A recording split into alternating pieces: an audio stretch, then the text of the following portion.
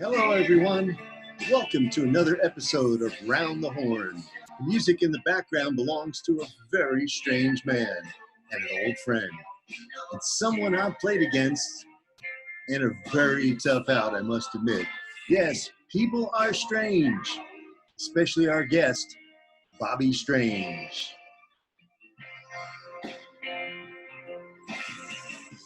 Hello, Bobby. How are you?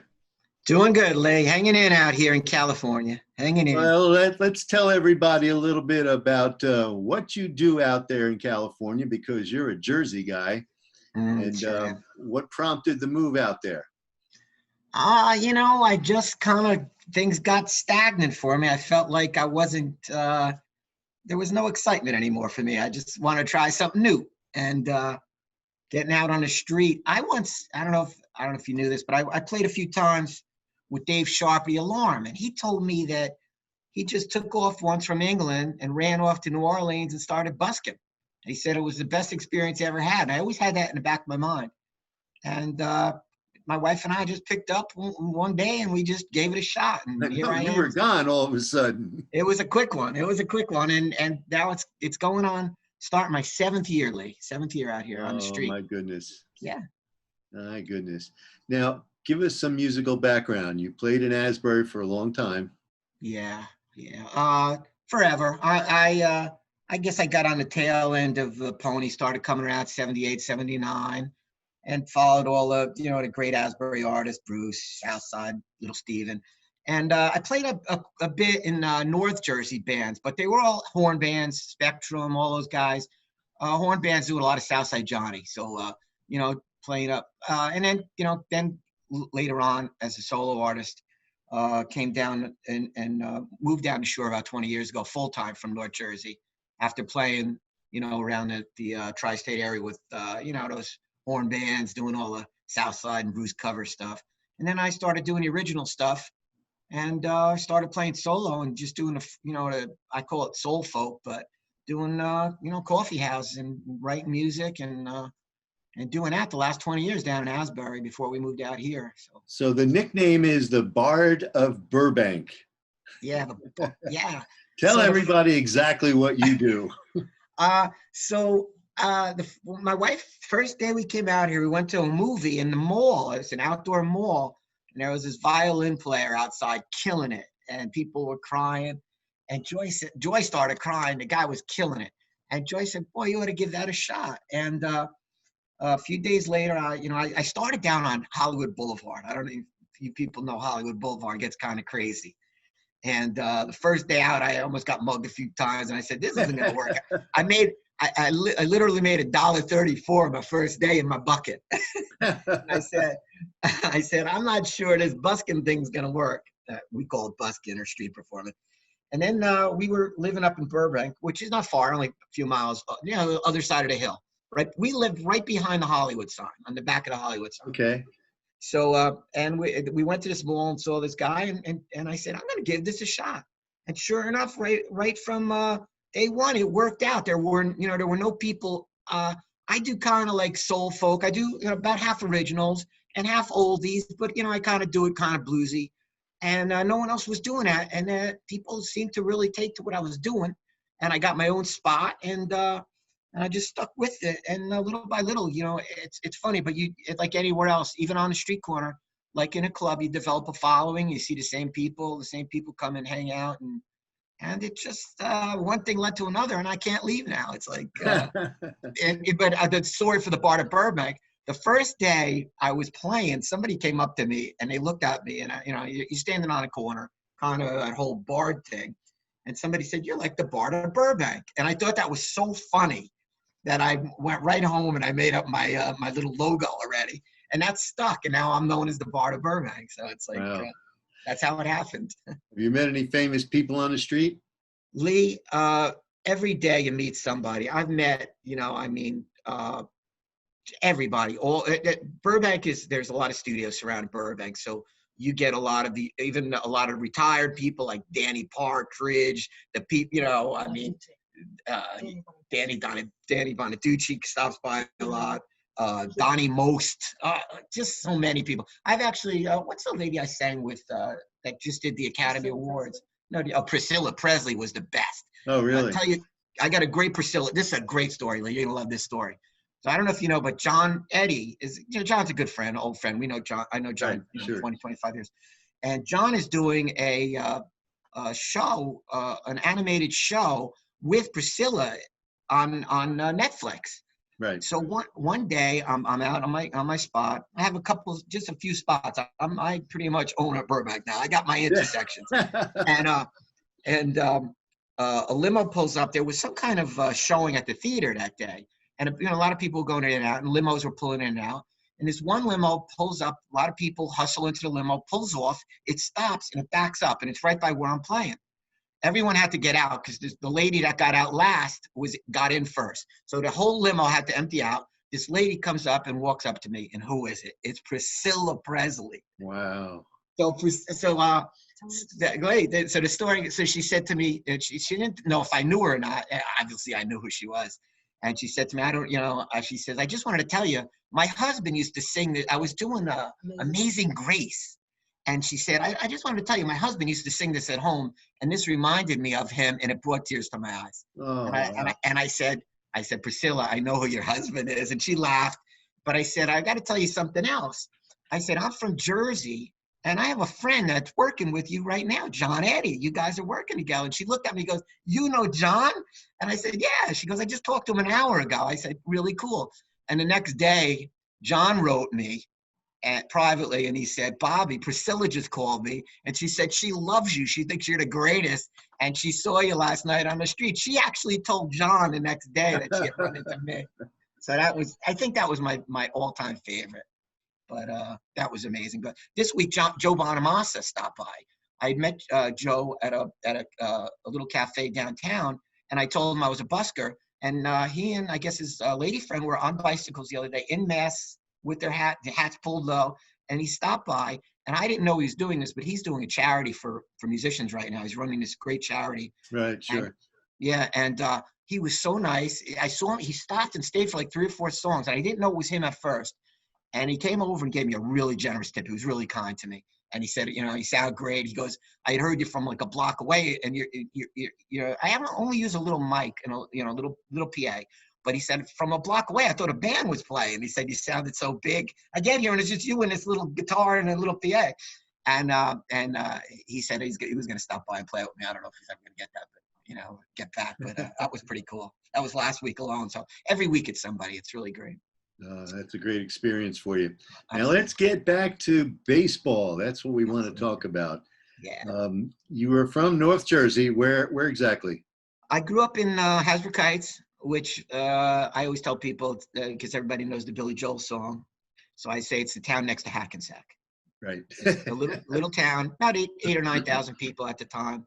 I played, all my sport, from Little League, Babe Ruth, high school ball, and then American Legion ball I played. So, but we'll get to over 30s later. That's what we share. Right. We share some experiences there. Well, I told people in the intro that you're really tough out. That's for sure. Yeah, Eddie Goodell style, right? Remember Eddie Goodell? I have a very small strike zone. Right, exactly. No, you still, I remember playing against you, and you were a tough out. Thanks, Lee. That's what I prided myself on that. Yeah. You play out there? No more playing for me. I'm pretty much retired, but I miss it so much, Lee. I miss it so much. So growing up in North Jersey, your favorite team was? Of course, the Yankees. I grew up right across the GW Bridge. Hasbrook Heights is right across the bridge on Route 80. And without traffic, you could get to the stadium in literally 15 minutes. And so I spent a lot of time in the bleachers, Yankee Stadium. My big brother was a fan. So from the time I was maybe 7 or 8, I actually got to see Mickey Mantle's last year. I can remember Mickey's last year going to the stadium. Yeah. So that was amazing. As a little boy, my brother took me to Mickey Mantle Day. And then I actually got to go to Shea Stadium for Willie Mays Day. So I'm proud to be able to say I went to both Mickey Mantle and Willie Mays Day. Wow. Little trivia. Great stuff. So Mantle, your favorite player?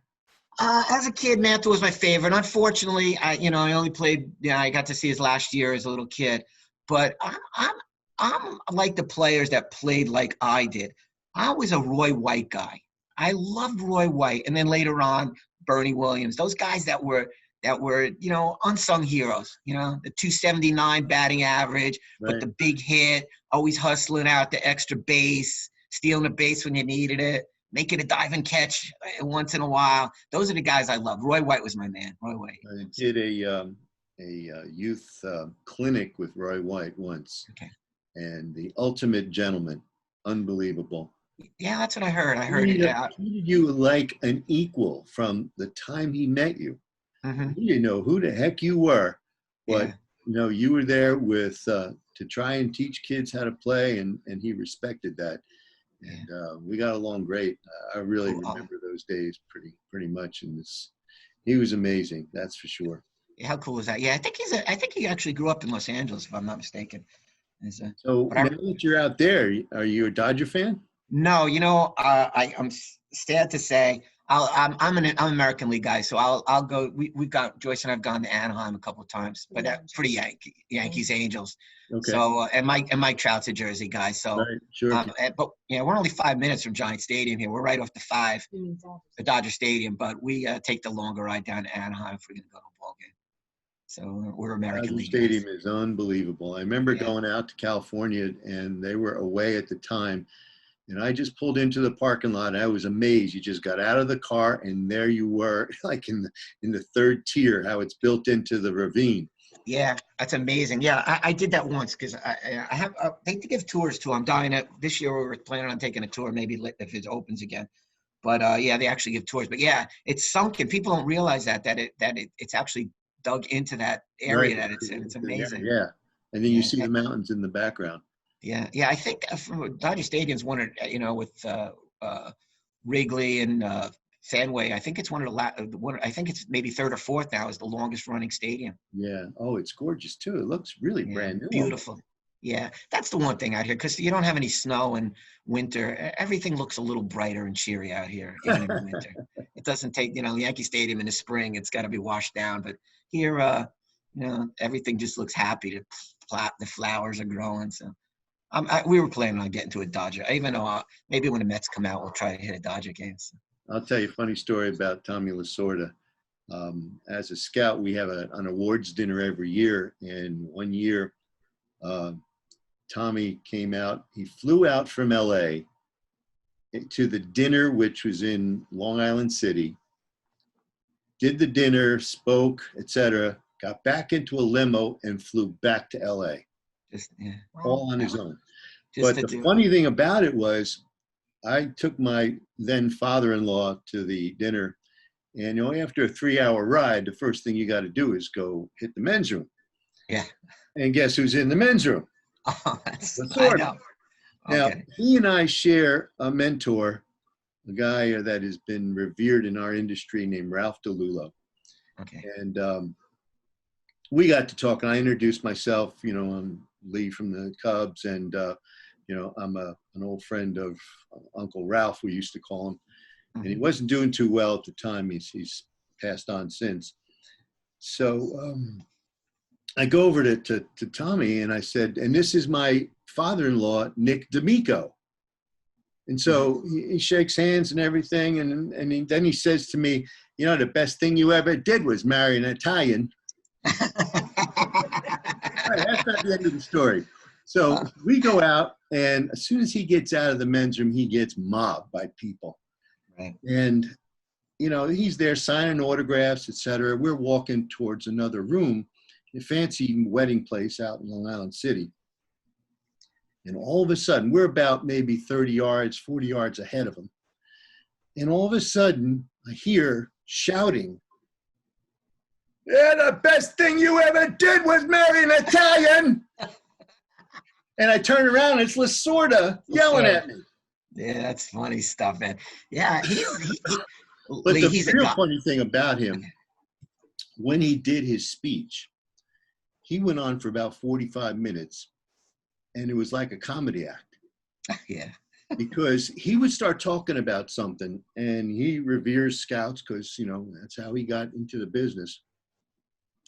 And then he starts telling some stories, And then he gets reminded of something else. So, for instance, he was off on a tangent. All of a sudden, he starts talking about Steve Sachs, how he couldn't throw to first base. Right. And he's telling everybody, and people behind the first baseline are wearing catcher's equipment because Sachs, he couldn't hit the first baseman. Lee, I got a story for you. He had a punchline for every little story. And he would say, and I ain't making this up. And then he'd go on to something else. 45 minutes, we're rolling in the aisles. And then all of a sudden he stops and he goes, eats his dinner and then leaves. Flies back to LA. He probably does that. Like out here in LA, he is a god. He's just literally a god. And I bet he probably still doing that every night somewhere if he's still healthy. Yeah, he looks like I think he's 91 now. Yeah. That brings up a funny joke. In high school, I played second base. And senior year, I started getting that. I played shortstop early on, and at 5'2", 128 pounds, you really got to use every ounce of energy on even a routine ground ball as shortstop. I don't. My arm is about 3 inches long, so somewhere between sophomore and junior year, I tore my shoulder out. And I'm not telling anybody, and I'm not sitting out a baseball season. So junior year, I moved to second base varsity because we had a senior holdover at short. And the latest is true story. First play of the season, senior year, I had at that point, my arm was getting erratic at second base. So that's how I ended up being an outfielder later on. I never had any surgery in my shoulder. So first play of the season, routine ground ball, second base. This is senior year. And ground ball, I pick up the ball, flip it to first base. And Hasbrook Heights, our stands were, pretty far back. So you had to really let loose. I threw the ball. I had to be 10 feet off the first baseman's glove. And I hit my best friend's mom in the face. That's how the senior season opened. Nothing could be more embarrassing. Thank God she didn't get hurt right in the face, right? Mrs. Castiglione, right in the face. And I was the leadoff hitter after that. And here's a little trivia for that, cool trivia too. That was the season they started having DHs in New Jersey in high school ball. Sure. And I was the leadoff batter on our team. And our game started out. It was an early game. So I think I say this, and it'll be ever impossible to prove, but I was the first person. You know what? I got my story wrong. That wasn't the first game. The first game I DH'd, and I was the first DH in high school ball. And then the second base story was probably the second or third game when I hit Mrs. Castiglione in the mouth. So I just became friends with Ron Bloomberg. Oh, cool! Yeah, the first DH. Yeah. First DH ever. Yeah. And it's amazing some of the stories that he tells. Mm-hmm. He tells the story of coming back for the first old timers game. Mm-hmm. And they gave him his old locker.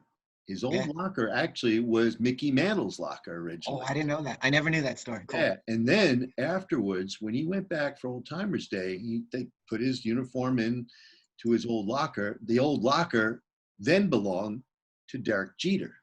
Wow. And that's him. Wow. So he's they're getting dressed and everything, and Jeter comes up to him. He said, back in my days, we had 2 pairs of spikes, 2 gloves, and that's it. And Jeter's locker looked like a sporting goods store. Yeah. 50 boxes of cleats and gloves all over the place and everything. And he said Jeter was the most gracious person he'd ever met in the Yankee clubhouse. Oh, that's so cool. And the guy who was the clubhouse manager, I forgot his name. I should remember it, but that would be Pete Sheehy. Sheehy, I think. Yeah. Right. Always called Bloomberg the Kid.